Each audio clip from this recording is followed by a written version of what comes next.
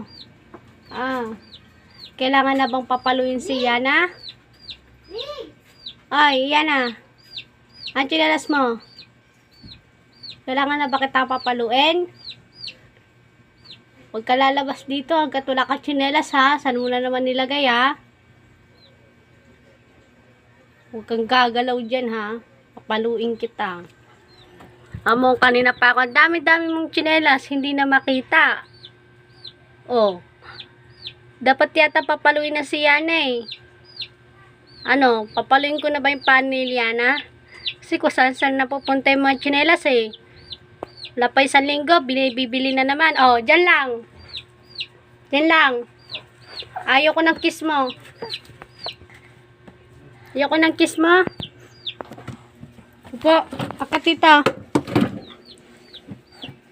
Ayoko ngayon, naglalambing-lambing ka. Saan yung mga tsinelas mo? Lagi na lang bago. Nari, wala nakikinig. Ay naririnig. Oh. Sabi ko dun ka lang, di ba? Tayo ka lang doon.